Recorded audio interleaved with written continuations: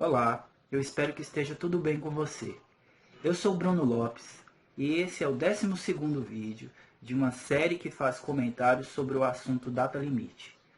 Se você está chegando aqui por agora e não faz a mínima ideia do que eu esteja falando, recomendo dar uma olhada nos vídeos que antecederam esse, como também olhar no item descrições desse vídeo, que vão conter as referências e algumas obras que vêm sendo utilizadas ao longo dessa série de comentários para subsidiar a linha de raciocínio que viemos construir. E consultando as referências, você vai adquirir maior profundidade, enriquecendo seu saber sobre o assunto. Depois de uma série de contratempos de ordem profissional, de ordem pessoal, eu venho gravar esse 12º vídeo, que pretende ser o último dessa série de comentários, e fica uma questão que a data já passou.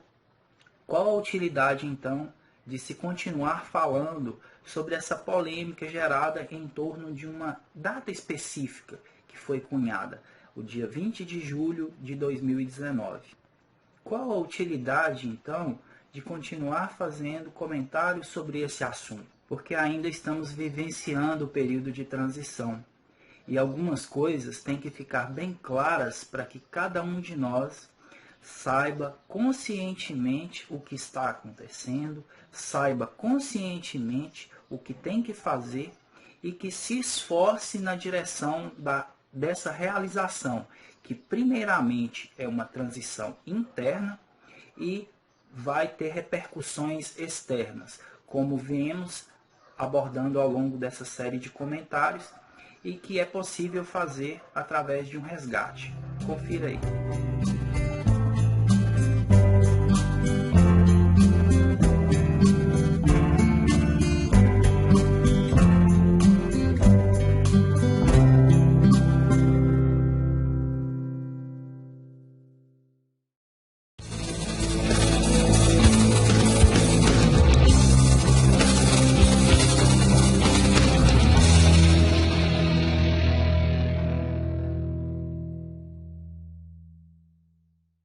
Então, ao encerrar o último vídeo abordando o capítulo 16 da Gênesis, que aborda sobre as predições, vimos então que se a providência achar necessário, achar útil que um determinado acontecimento, que uma determinada informação seja revelada para o progresso da humanidade, essa informação sim será veiculada através das predições, que, segundo esse capítulo, fazem parte do conjunto das leis naturais que precisamos estudar para conhecer um pouco mais. Desta forma, esse conhecimento que vamos adquirindo vai nos ajudar, vai nos auxiliar a passarmos por esse período de transição, e aí a utilidade também desse tipo de comentário para nos auxiliar com perspectivas mais críticas com relação à quantidade de informações que são veiculadas a todo tempo, especialmente na internet, especialmente também no YouTube, para que tenhamos condições de avaliar o que é possível, o que não é possível, o que está dentro daquilo que é tido como leis naturais, separando as leis que conhecemos dentro da ciência ortodoxa e dentro das leis que ainda não são estudadas pela ciência ortodoxa, mas que são estudadas pelo Espiritismo e que vêm sendo apresentadas especialmente no livro A Gênese. Nesse vídeo de hoje pretendo continuar os comentários abordando o capítulo 17 e 18 da Gênese para encerrar a utilização dessa obra nesses comentários, e vou passar também para articulando com o Novo Testamento, a tradução direto do grego de Haroldo Dutra Dias, especialmente na passagem Sermão Profético, que é uma passagem evangélica em que Jesus descreve exatamente esse período que estamos vivenciando. E nesse sentido, eu trago informações para que possam valer, para que possam subsidiar nossa postura crítica diante dessas informações que vêm chegando a todo momento na internet, que de alguma forma comercializam esses temas. Transição planetária, fim dos tempos, conforme um vídeo que o Haroldo Dutra Dias em uma palestra em São Paulo. Eu vou anexar o link dessa palestra aqui no item descrições. Mas conforme o Haroldo fala lá no grupo Recanto Espírita em São Paulo, há uma comercialização desses temas. O tema transição planetária, o tema fim dos tempos, fim do mundo, é um tema que chama muito a atenção de todos nós seres humanos. De alguma forma, temos um certo prazer nesta questão fantástica, temos um certo prazer naquilo que é místico, temos um certo prazer nesse lado obscuro, nesse lado que desperta algum tipo de medo em nós. Então, o Haroldo vai abordando acerca desse tema e desenvolve um raciocínio também vinculado ao sermão profético, que é o tema da palestra, que ele diz, e é o conteúdo que vamos abordar aqui hoje, nesse comentário. Como já venho dizendo, não estou pretendendo fazer nenhum tipo de doutrinação, nenhum tipo de catequese, então dessa forma não vou me atrever a fazer uma explanação estritamente evangélica, estritamente religiosa do termo. Estou utilizando o texto para que possamos ter uma referência e contextualizá-la com os acontecimentos que temos vivenciado e que temos observado ao longo dessa trajetória que, de alguma forma, demarca, delimita o período de moratória que o documentário Data Limite nos colocou, uma moratória de 50 anos. Se estabelecermos esse pequeno trecho de tempo, dentre o ponto em que supostamente foi nos dado essa moratória, e hoje, algum tempo depois do dia 20 de julho de 2019, vamos ter condições de avaliar o que, de fato, essa predição que Jesus fez, o quanto dela já se realizou, o quanto dela está se realizando e o quanto ainda há de se realizar. E também articular esta passagem evangélica com o conteúdo, com o ensino que a Gênese traz no capítulo 17, que fala das predições no Evangelho, inclusive sobre essa predição do sermão profético, e no capítulo 18, que vai abordar sobre os sinais dos tempos e a geração nova. Bom, eu vou começar abordando sobre o sermão profético diretamente no Novo Testamento, que é uma tradução direto do grego. Então, desta forma, vamos preservar um pouco mais o sentido natural que o texto tem naquele contexto daquela época. O sermão profético, também chamado de Grandes Tribulações, vai estar presente no Novo Testamento, em Mateus capítulo 24, do versículo 1 ao 31, em Marcos, no capítulo 13, do versículo 1 ao 27, e em Lucas, no capítulo 21, do versículo 5 ao 28. É possível, ao se estudar os três textos, notar que a estrutura contextual, a estrutura da narração é a mesma, com algumas poucas diferenças. Como eu destaquei aqui no livro, que Mateus não especifica alguns detalhes. Marcos já coloca, quando ele cita um discípulo ou quando ele cita quais discípulos estavam presentes. Então, Marcos é um pouco mais detalhista do que Mateus. Mas eu vou ler a passagem que está marcada aqui, está em Mateus 24. Tendo Jesus saído do templo, estava partindo, quando se aproximaram dele os seus discípulos para lhe mostrar as edificações do templo. Em resposta lhes disse: não vedes tudo isso?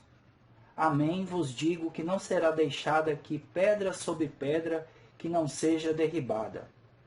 Ao assentar-se no Monte das Oliveiras, aproximaram-se dele os discípulos, em particular, dizendo: dize-nos quando serão essas coisas, e qual o sinal da tua vinda e da consumação da era. Em resposta, Jesus lhe disse: Vede que ninguém vos engane, pois muitos virão em meu nome dizendo: Eu sou Cristo, e enganarão a muitos. E estareis na iminência de ouvir de guerra e relatos de guerras. Olhai, não vos alarmeis, pois é necessário acontecer essas coisas, mas ainda não é o fim. Pois se levantará nação contra nação, reino contra reino, haverá fomes e terremotos em todos os lugares. Todas essas coisas são o começo das dores de parto. Então vos entregarão à provação e vos matarão, e sereis odiados por todas as nações, por causa do meu nome. Neste tempo, muitos se escandalizarão, entregarão uns aos outros e odiarão uns aos outros. Muitos falsos profetas serão levantados e enganarão a muitos. E por se multiplicar a iniquidade, o amor de muitos se esfriará. Mas quem perseverar até o fim, esse será salvo. Esse evangelho do reino será proclamado em toda a terra habitada, para testemunho a todas as nações, e então virá o fim.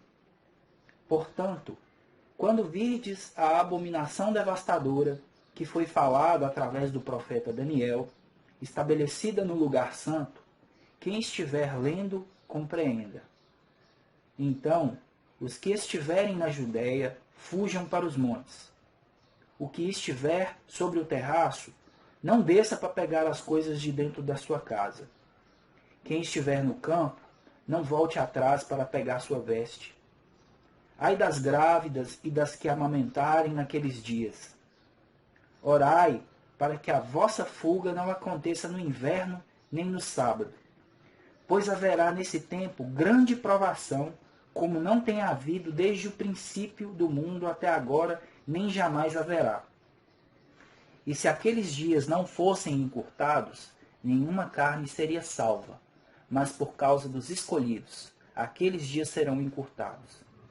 Então, se alguém vos disser, eis aqui o Cristo, ou ali, não creiam, pois serão levantados falsos cristos e falsos profetas, e darão grandes sinais e prodígios, de sorte a enganar, se possível, até os escolhidos. Eis que eu vos tenho predito. Portanto, se vos disserem, eis que está no deserto, não saiam, ou eis que está nos quartos internos, não creiam. Pois, assim como o relâmpago sai do oriente e se mostra até o ocidente, assim também será a vinda do Filho do Homem. Onde estiver o cadáver, lá se reunirão os abutres. E logo depois da provação daqueles dias, o sol escurecerá, a lua não dará seu brilho, as estrelas cairão do céu, e os poderes do céu serão abalados. Então aparecerá no céu o sinal do Filho do Homem. Todas as tribos da terra se lamentarão, e verão o Filho do Homem vindo sobre as nuvens do céu, com poder e muita glória.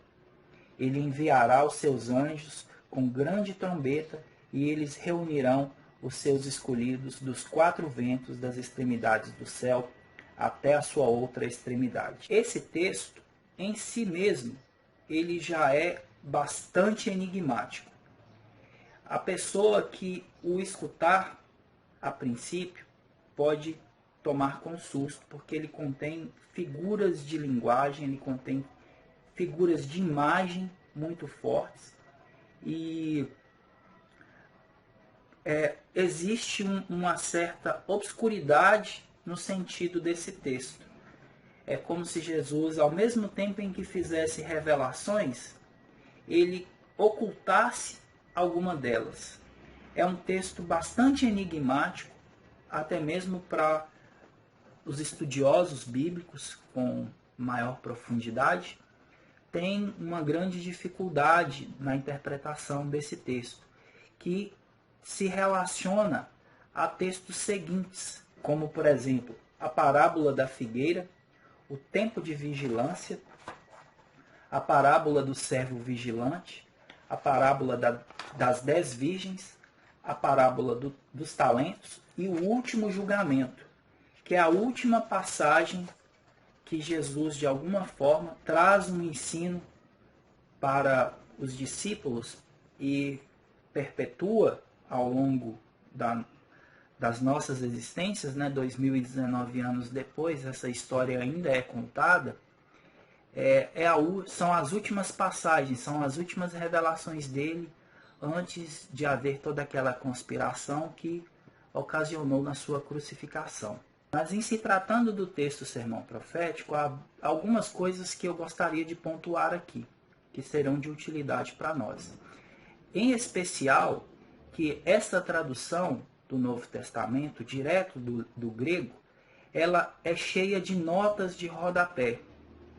Essas notas de rodapé vão nos auxiliando no sentido de determinada palavra naquele contexto, daquele povo, naquela época. Como, por exemplo, a palavra amém, que costumeiramente entendemos como assim seja, ela tem alguns outros significados, que podem ser de confirmação, de concordância, como realmente, verdadeiramente, de fato, certamente, isso mesmo. Então, aqui nesse trecho, amém vos digo que não será deixada aqui pedra sobre pedra que não seja derribada. Para nossa linguagem, esse termo ficou esquisito. Então, muitas vezes a tradução pode retirar essa palavra, pode reordenar as palavras, tentando fazer com que o sentido seja mais cabível dentro do nosso contexto, dentro da nossa linguagem, mas isso interfere na tradução. Porque aqui provavelmente Jesus dizia, certamente, cadê? Provavelmente Jesus dizia, certamente vos digo, ou realmente, verdadeiramente, de fato vos digo que não será deixada aqui pedra sobre pedra que não seja derribada. E aí a análise desses trechos, o que ele queria dizer, o que ele estava relacionando com cada versículo, eu vou deixar para que o interessado, o pesquisador, procure as explicações evangélicas, procure dentro da sua orientação religiosa, que pode ajudar a entender. É claro que aqui eu vou colocar alguns links que são da orientação que eu sigo e da orientação que estamos trabalhando ao longo dessa linha de raciocínio, que é através do Espiritismo. Então, se você se interessar em saber um pouco mais sobre como interpretar, pode dar uma conferida no item descrições, que eu vou colocar anexo aí algumas palestras, especialmente as que Haroldo aborda sobre o tema. Vou destacar também outras duas palavras dentro desse contexto, e aí o interessado pode pesquisar nas notas de rodapé, mas apenas para que a nossa linha de raciocínio aqui e a utilidade também desse comentário seja efetiva. Quando eles perguntam qual o sinal da tua vinda e da consumação da era. A palavra vinda aqui, ela está traduzida como presença, vinda, chegada, advento. Então, esta palavra que eu destaco, advento, faz um sentido um pouco mais cabível para o que estamos observando. Qual o sinal do teu advento? E da consumação. O que é consumação? É término? Não, efeito de completar. Então, dá a ideia de que algo está se completando ali. Um ciclo, provavelmente, está se completando. E da consumação da era. Era seria idade, século, tempo muito longo. Então, qual o sinal do teu advento e do efeito de completar esse tempo tão longo?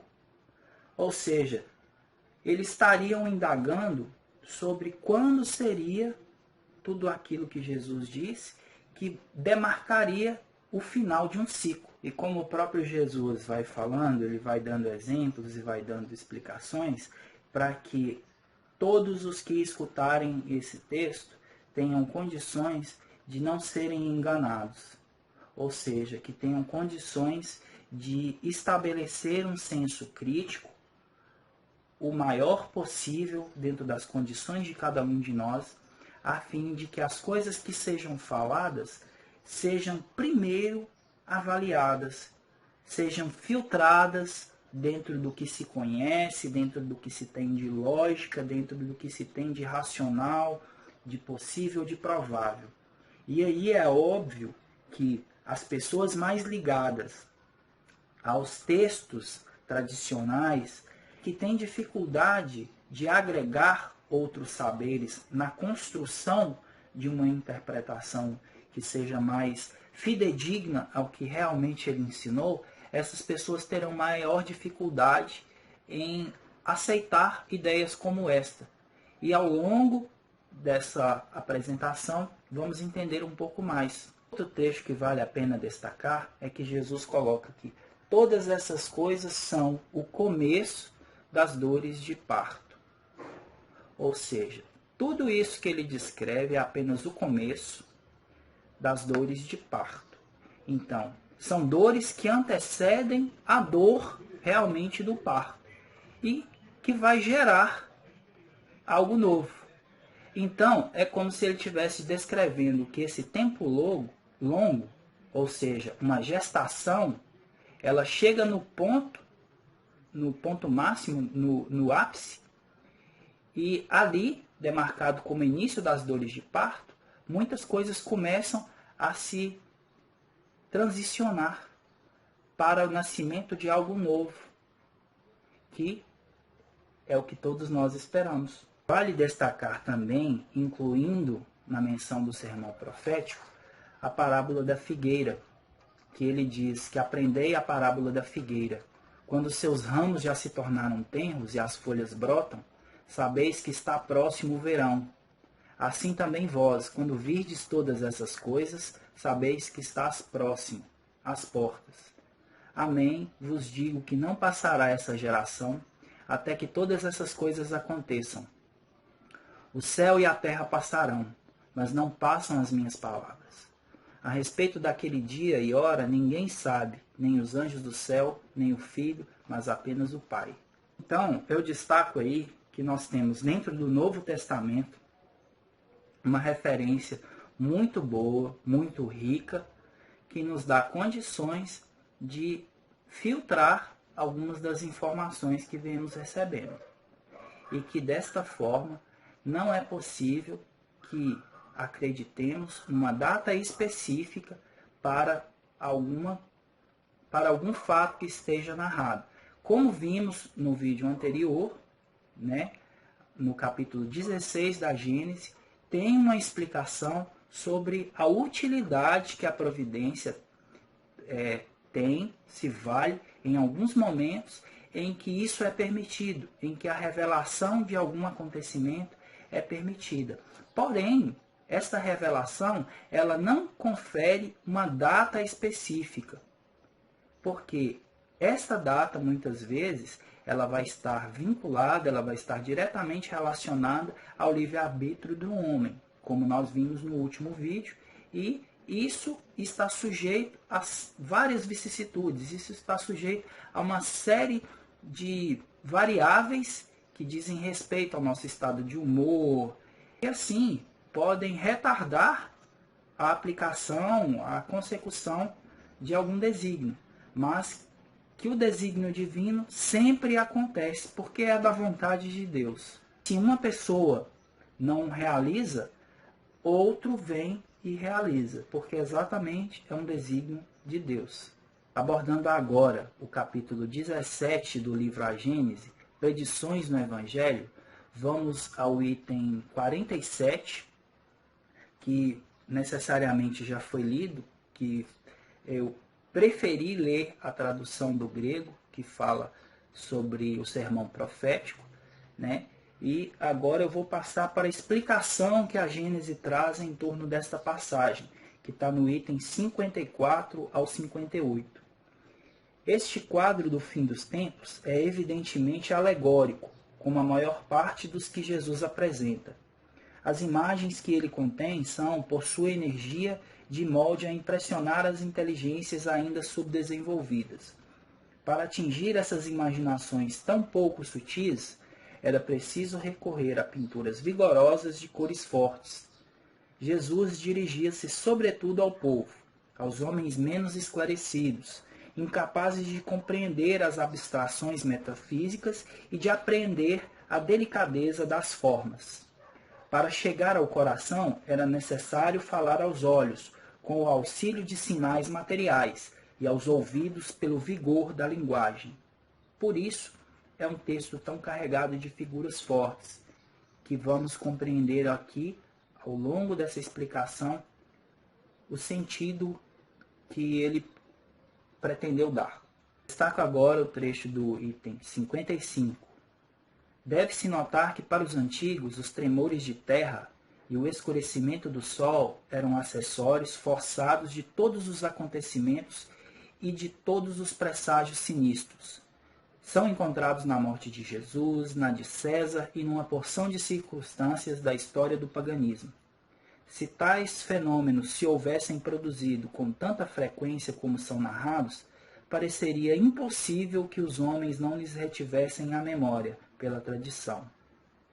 Aqui cabem as estrelas que caem do céu, como para testemunhar às gerações futuras mais esclarecidas que se trata de mera ficção, pois que hoje se sabe que as estrelas não podem cair. No item 56, entretanto, sob essas alegorias se escondem grandes verdades. Para começar, é o anúncio das calamidades e de todas as espécies que atingirão a humanidade e a dizimarão. Calamidades engendradas pela luta suprema entre o bem e o mal, entre a fé e a incredulidade, as ideias progressivas e as ideias retrógradas. No item 57, destaco então: quando se realizarão tais coisas? Ninguém o sabe, diz Jesus, nem mesmo o Filho. Porém, quando chegar o momento, os homens serão advertidos pelos índices precursores. Tais sinais não estarão nem no sol, nem nas estrelas, mas no estado social e nos fenômenos mais morais que físicos, e que em parte se podem deduzir de suas alusões, como ele exemplificou, como ele deu figuras de linguagem, como ele deu imagens para que pudéssemos associá-las a uma interpretação, a um senso crítico, a um filtro. É bem certo que tal modificação não poderia se operar em vida dos apóstolos. Por outro modo, Jesus não teria podido ignorá-lo. Aliás, tal transformação não poderia efetivar-se em alguns anos. Entretanto, ele fala como se os apóstolos devessem ser testemunhas de tais acontecimentos. É que, com efeito, eles poderão reviver nessa época e eles mesmos trabalharem na transformação. Ele ora fala da sorte próxima de Jerusalém, ora toma esse fato como ponto de referência ao que ocorreria no futuro. Então, especialmente sobre o que ocorreria no futuro, eu destaco, se você não observou, que nesta passagem do Novo Testamento, direto do grego, tem alguns momentos em que Jesus fala como se aquilo já tivesse acontecido, como se para ele, o futuro que ele está descrevendo para a nossa humanidade, para ele já tivesse sido passado. Então ele já viu toda aquela situação. Vou resgatar o trecho. E fala: ai das grávidas e das que amamentarem naqueles dias. Como assim naqueles dias? Esse naqueles dias está num sentido, pelo menos eu estou interpretando assim, como se ele já tivesse visto naqueles dias. E mais à frente, no versículo 22, ele diz: e se aqueles dias não fossem encurtados, nenhuma carne seria salva, mas por causa dos escolhidos, aqueles dias serão encurtados. Então, ele está se referindo como se fosse algo que ele já vivenciou, como se ele já tivesse visto aqueles acontecimentos e estivesse narrando, nos advertindo. Então, corrobora o conteúdo que nós estudamos, né, em capítulo anterior, da Gênesis, que o passado e o futuro são como o presente para Deus e para os espíritos de ordem mais elevada, que têm condições de abarcar um grande período de tempo. Indo agora para o item 58 desse trecho, será o fim do mundo que Jesus anuncia por sua nova vinda, e quando diz, quando o evangelho for pregado por toda a terra, é então que o fim chegará? Não é racional supor que Deus destrua o mundo, exatamente quando venha a entrar no caminho do progresso moral, pela prática dos ensinamentos evangélicos. Aliás, nada nas palavras de Cristo indica uma destruição universal, a qual em tais condições não seria justificada. Poxa, logo agora que a gente está conseguindo, você vai destruir o mundo? Né? Não faz sentido. A prática geral do Evangelho, devendo resultar numa melhoria do estado geral dos homens, trará, por isso mesmo, o reinado do bem, e resultará na queda do reinado do mal. Né? Como explicamos, a transição planetária também está sendo operada aí. Aqueles espíritos endurecidos no mal estão sendo convidados a ir para esferas, para mundos que condizem com a escolha de vida que essas pessoas ainda têm. É, pois, o fim do velho mundo, do mundo governado pela incredulidade, as más paixões a que o Cristo alude quando diz, quando o evangelho for pregado por toda a terra, é então que o fim chegará. Mas esse fim trará uma luta, e é dessa luta que resultarão os males que ele previu. Então, não estamos falando de uma única religião. Caso aquele mais afoito ou aquele com a tendência mais fanática tenha a interpretar. Está sendo dito que os aspectos essenciais dos ensinamentos de Jesus serão encontrados em todas as pessoas. O respeito, a fraternidade, a indulgência, a tolerância, o perdão, a caridade. Esses aspectos que estão presentes nos ensinamentos morais de Jesus, eles estarão presentes em todos nós, independente de qual cultura estivermos, de qual orientação religiosa estivermos escolhido. Então, esse é o sentido de ainda comentar sobre esse tema, sobre essa polêmica que foi gerada em torno da data, para que tenhamos condições de ter um senso crítico, filtrar as informações e que possamos fazer em nós essa transformação, essa transição de um velho homem para um novo homem, a fim de que todos nós possamos vivenciar essa sociedade tão sonhada, pacífica, amorosa e de fato feliz. Antes de abordar então o próximo capítulo do livro A Gênese, que é o capítulo 18, que vai falar sobre a nova geração, eu vou abordar sobre o Apocalipse, que cronologicamente vem depois do sermão profético e que também destaca revelações que são feitas sobre o período posterior à morte de Jesus, sobre todos os acontecimentos que foram narrados ali no Apocalipse, que se estenderiam após a morte dele, inclusive dando sequência aos sinais precursores desse começo das dores de parto, que é narrado no sermão profético, e que se estende sobre essa luta que será empreendida em torno desta humanidade que, em essência, já quer um novo estágio, que já deseja, em essência, uma nova conduta de vida e que está buscando dentro de si e externalizando isso, colocar em prática esse mundo tão sonhado, pacífico, amoroso e feliz. Então, para nos situarmos, eu vou colocar também no item descrições desse vídeo um seminário de 2 partes que o Haroldo Dutra Dias gravou alguns anos atrás, se eu não me engano foi em 2010, 2011, sobre o Apocalipse, mitos e verdades. Esse documentário, esse seminário saiu na época em que muito se falava sobre aquele período de 21 de dezembro de 2012. E se formos estudar sobre esse tema, fim do mundo, sobre profecias, vamos observar que em vários momentos da nossa história da humanidade, tivemos que lidar com datas que foram especificadas sobre determinados acontecimentos. Para nós que já temos um pouco mais de abertura, tanto mental quanto no coração, para irmos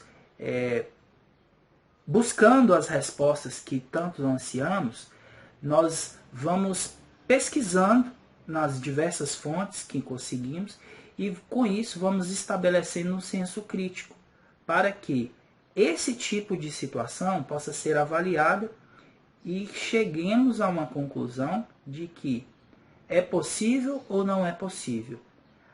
Não vamos entrar aqui na discussão, mas algo ocorreu em 21 de dezembro de 2012, como algo também possivelmente ocorreu em 20 de julho de 2019. É claro que muitos teceram as suas ideias de como seria, de o que ocorreria, e quando as pessoas em geral não verificaram que aquilo que estava sendo veiculado não ocorreu da forma como foi dito, elas então passaram a descredibilizar toda e qualquer menção evangélica, toda e qualquer menção que se articule de alguma forma com essa predição e com esse tema, fim do mundo. Tão comumente que escutamos, o mundo já acabou tantas vezes, né? E agora? Então, vamos trabalhar essa ideia. Depois do fim do mundo, o que vem? Segundo Haroldo, então, nesse seminário Apocalipse, Mitos e Verdades, estaríamos entrando na Era do Espírito. Essa não é uma interpretação exclusiva do Haroldo. Várias obras dão informações suficientemente claras para que cheguemos a essa conclusão. Inclusive, é um termo utilizado em obras psicografadas por Chico Xavier.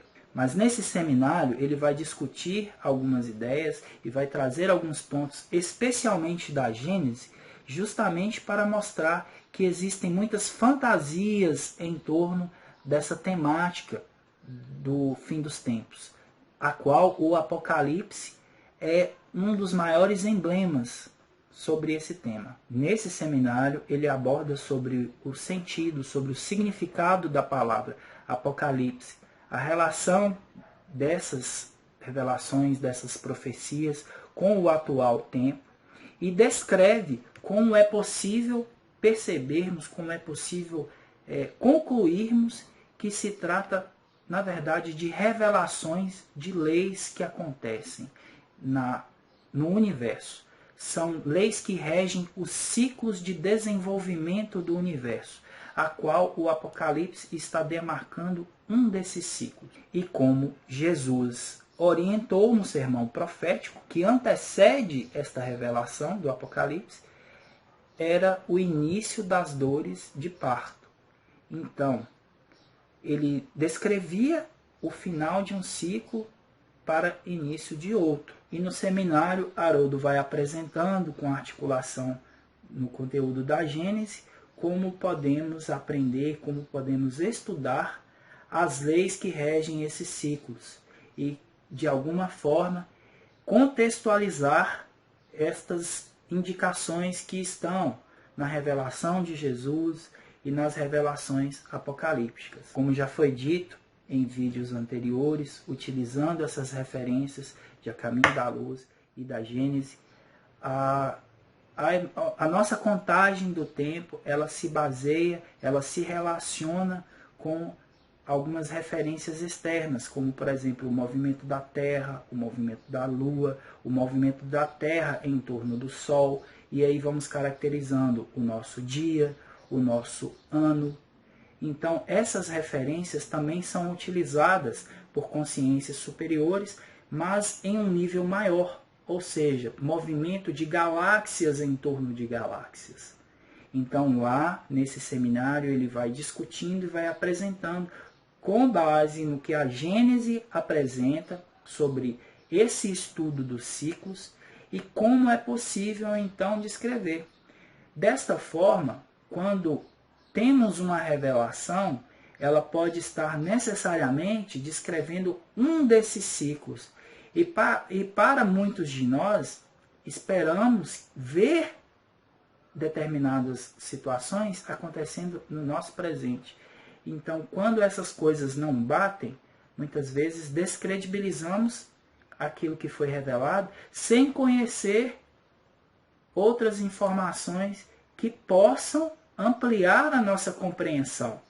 Por isso, eu venho trazendo essas indicações, estou colocando essas referências aí no item descrições, para que mais pessoas tenham condições de saber um pouco mais sobre isso e que possamos veicular essas ideias a fim de que cada um tenha um senso crítico maior e que possa trabalhar em si mesmo. Aqui, para nós, conhecemos ciclos pequenos, mas se tivermos a oportunidade, um dia a teremos, como esses espíritos, como essas consciências superiores têm, entenderíamos os ciclos maiores. E o Apocalipse é a descrição de um ciclo de desenvolvimento da história da humanidade terrestre. Qual a utilidade disso?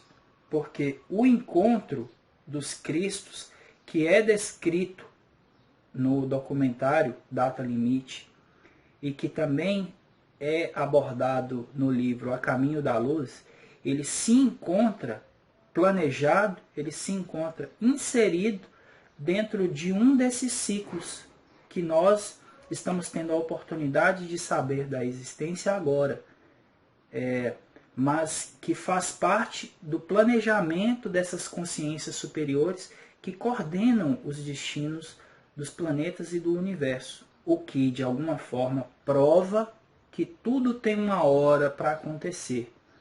As coisas que acontecem, os fenômenos físicos, os fenômenos da natureza que acontecem, eles acompanham períodos.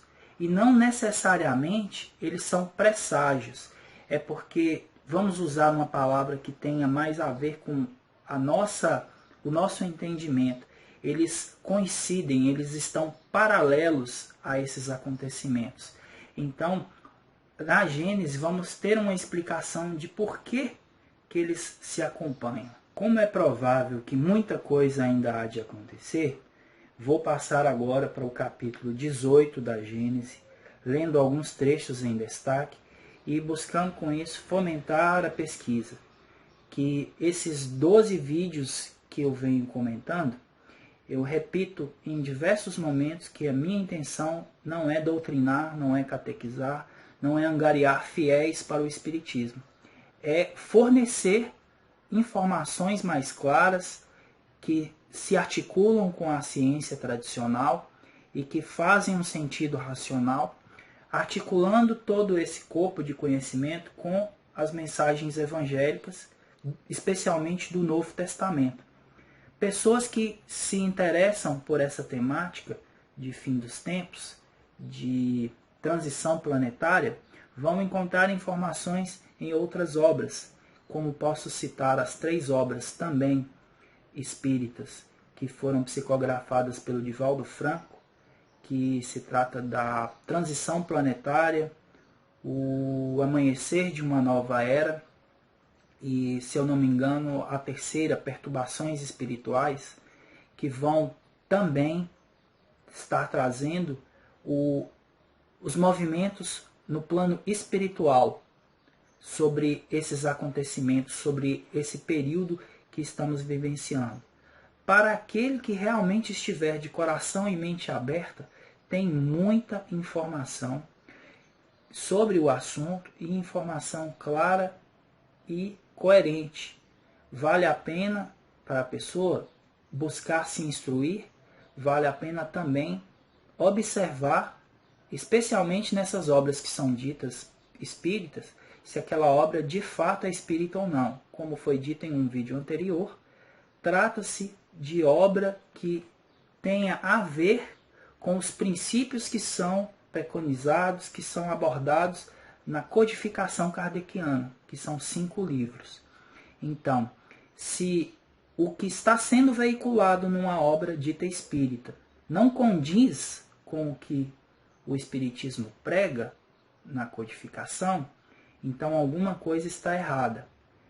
É preciso dizer isso, é preciso enfatizar isso, tendo em vista o que Jesus colocou no sermão profético, que muito seria dito nessa época. Então, é preciso que estejamos realmente muito atentos, muito vigilantes, porque por boa vontade, por uma iniciativa e às vezes pela falta de conhecimento, podemos ser induzidos a grandes erros. Passando para o capítulo 18, temos aqui agora sinais dos tempos, a geração nova. Eu vou destacar alguns trechos dos itens, fomentando a leitura integral desse capítulo. Os tempos marcados por Deus são chegados, dizem-nos de todos os lados, em que grandes acontecimentos vão realizar para a regeneração da humanidade. Em que sentido se devem entender essas palavras proféticas? Para os incrédulos, elas não têm nenhuma importância. A seus olhos, tal não passa da expressão de uma crença pueril e sem fundamento. Para o maior número dos crentes, elas têm qualquer coisa de místico e de sobrenatural, que lhes parece ser o precursor do transtorno das leis da natureza. Essas duas interpretações são igualmente errôneas. A primeira, em que ela implica a negação da providência. A segunda, em que essas palavras não anunciam a perturbação das leis da natureza, mas sim o seu cumprimento. Tudo é harmonia na criação. Tudo revela uma previdência que não desmente nem nas menores coisas, nem nas maiores. Se nossa época é marcada para a realização de certas coisas, é que elas têm sua razão de ser na marcha do conjunto. E aí, no item mais à frente, vamos entender essa razão de ser na marcha do conjunto, que é justamente sobre os ciclos, que eles envolvem todos os aspectos relacionados à vida, tanto espiritual quanto material. Então, há alterações em tudo, tanto no plano espiritual quanto no plano material. Nosso globo está sujeito à lei do progresso, e destaca um item um pouco mais à frente. A perfeição da morada está relacionada com a do habitante. Fisicamente, o globo passou por transformações constatadas pela ciência e que sucessivamente o tornaram habitável por seres mais e mais aperfeiçoados. Moralmente, a humanidade progride pelo desenvolvimento da inteligência, do senso moral e do abrandamento dos costumes. Ao mesmo tempo que a melhoria do globo se opera sob o império das forças materiais, os homens concorrem para ela pelos esforços de sua inteligência, saneiam as regiões insalubres, tornam as comunicações mais fáceis e a terra mais produtiva. Esse duplo progresso se realiza de duas maneiras, uma lenta e gradual e insensível, a outra por modificações mais bruscas. Esses movimentos, subordinados nos pormenores ao livre-arbítrio dos homens, são de alguma forma fatais em seu conjunto, pois são submetidos a leis, como as que operam na germinação, no crescimento e maturação das plantas. É por isso que o movimento progressivo é algumas vezes parcial, isto é, limitado a uma raça ou uma nação. Outras vezes será geral. Veja bem, essas pequenas demarcações que eu estou fazendo com referência na Gênese, elas estão servindo na construção dos argumentos, na construção do raciocínio. Você deve ler o livro para formar um conhecimento mais aprofundado, mais enriquecido sobre isso que está sendo abordado. E agora eu vou passar para o item 6. Vou descrever dois trechos do item 6 e 7. Nesse tempo, não se trata de uma mudança parcial, de uma renovação limitada a uma região, a um povo, a uma raça. É um movimento universal que se opera no sentido do progresso moral. Então, está acontecendo em todo o universo.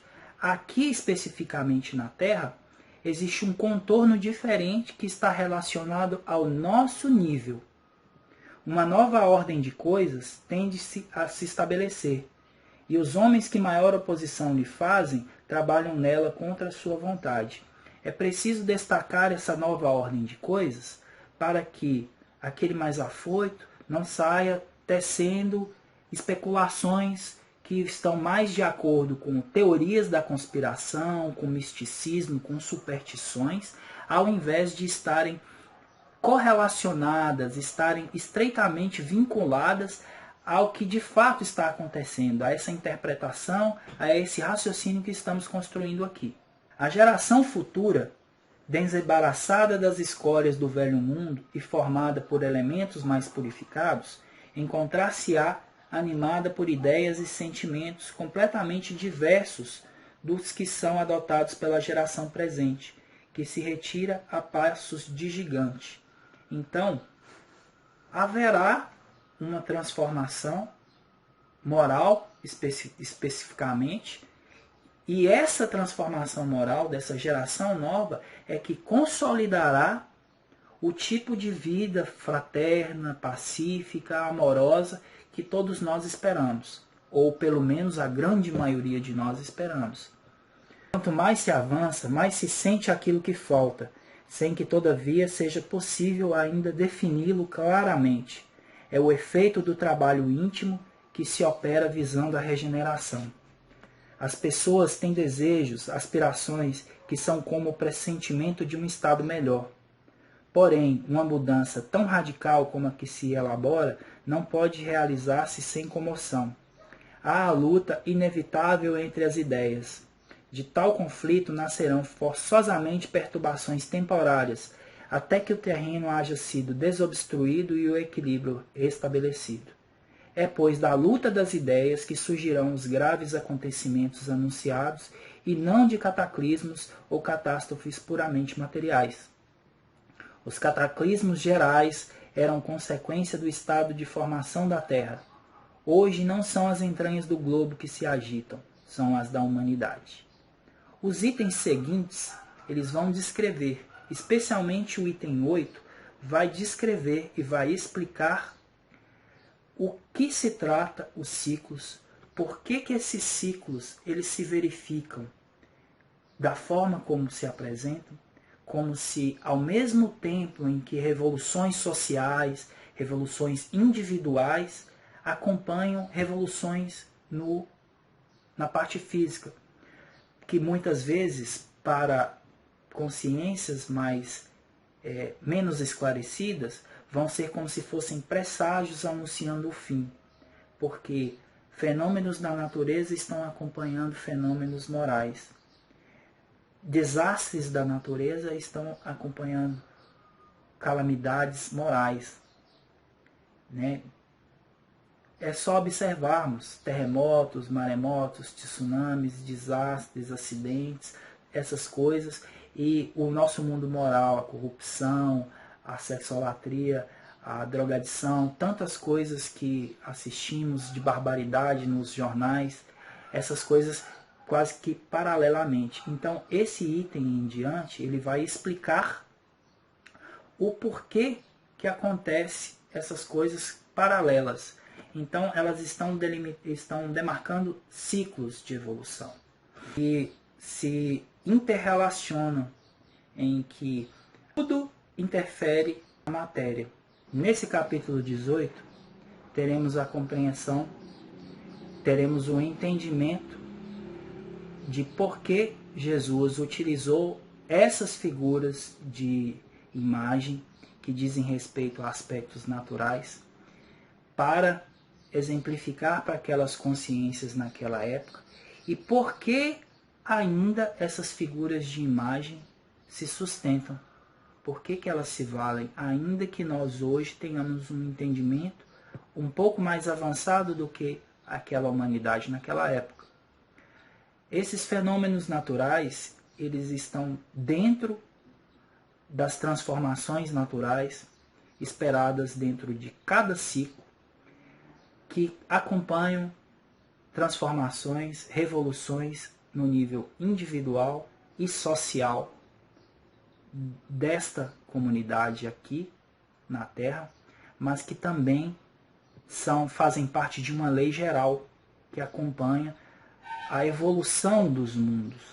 Então, um mundo de provas e expiações em transição para um mundo de regeneração vai ser regido pela mesma lei, independente de que ele pertença a uma outra galáxia, porque então está descrevendo leis gerais. Os detalhes desta transformação, de o quanto que aquela humanidade específica se demorou, ou se foi mais submissa, se foi mais colaborativa na transição, isso diz respeito aos aspectos que são íntimos, são do livre-arbítrio de cada um. Mas são leis gerais que coordenam o universo. E essas consciências superiores, aos quais conhecemos os Cristos, e conhecemos Jesus, essas consciências contribuem, executam a vontade de Deus e fazem o possível para que nós, encarnados, consigamos alcançar esses objetivos, que não são fáceis de se alcançar aqui na Terra. Basta estar encarnado hoje e saberemos a grande dificuldade que tem sido para uma grande parte de nós. Para outra, nem tanto. Quer seja porque os aspectos materiais estejam nublando, quer seja porque alguns prazeres têm transformado a percepção dessa pessoa, quer ser porque a crença dela, de alguma forma, coloca que estamos aqui para ser felizes, estamos aqui para vivenciar a abundância, enfim. Algumas crenças contribuem para que o enfrentamento dessas situações seja altamente diferente. Mas não é possível negar que estamos passando por uma transição. A ciência ortodoxa também estuda isso. Vou colocar na descrição desse vídeo a abordagem de Zygmunt Bauman, que interpreta o nosso período pós-moderno como um período líquido, né, em que há o amor líquido e as relações, elas de alguma forma são relações descartáveis, e que podemos entender que trata-se de um período de transição em que é possível ser observado que há modificações em todas as áreas do conhecimento e da experiência humana. De todos os vídeos, esse foi o maior, e eu pretendi aqui reunir as informações que de alguma forma pudessem encerrar minha proposta de comentários sobre o assunto data limite, ensejando, provocando com isso mais curiosidade em quem estiver assistindo, em quem se dispuser a abrir a mente, o coração, em busca de maior conhecimento sobre esse período, especialmente no que diz respeito à espiritualidade.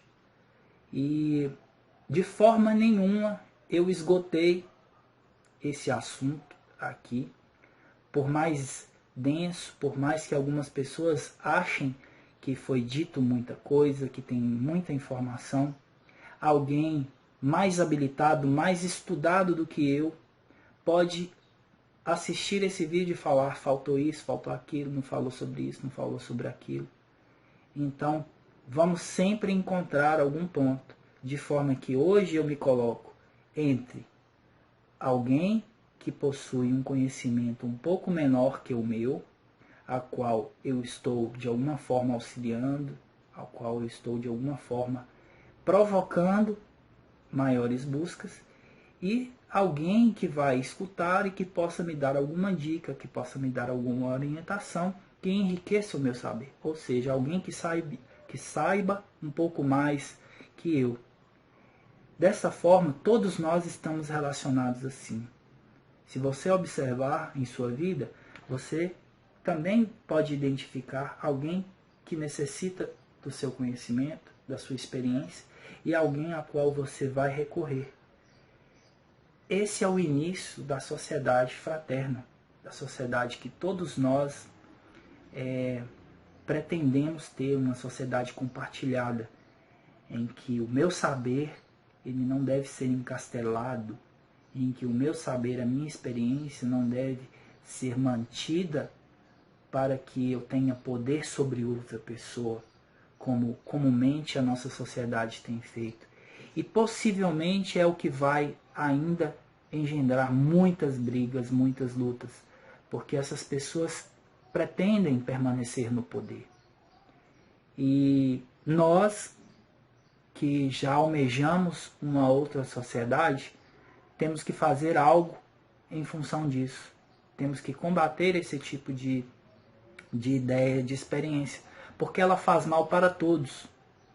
Não é possível uma vida feliz em meio de tanta infelicidade que há ao nosso redor. Não quer dizer que vamos ser salvadores do mundo, mas podemos, de alguma maneira, buscar diminuir, porque se pensarmos bem, a infelicidade do outro uma hora vai bater a nossa porta e pode trazer algum tipo de incômodo, algum tipo de transtorno. Então, essa felicidade inabalável, ela praticamente é impossível aqui. Mas podemos fazer o máximo possível para tornar um pouco mais compartilhada, para que algumas experiências que me enriqueceram, que te enriquecem, possam fazer diferença na vida de outras pessoas. E eu espero que ao longo desses comentários, ao longo dessas abordagens sobre um tema que algumas pessoas podem nem nunca ter ouvido falar, mas que agora têm oportunidade de saber do que se trata. Conhecer um pouco mais sobre ciência, conhecer um pouco mais sobre espiritismo, se abrir um pouco mais sobre psicologia para se transformar. E se você quiser, ao longo dessa série de vídeos, nesse canal existem outros vídeos que vão comentar aí também sobre a psicologia. Pretendo colocar mais conteúdos acerca de outras temáticas que envolvam a nossa transformação, que envolvam a nossa melhoria como pessoas. Eu espero que esse vídeo seja útil para você, que você tenha um bom dia, uma boa tarde, uma boa noite. Não sei qual horário de fato que você está assistindo esse vídeo.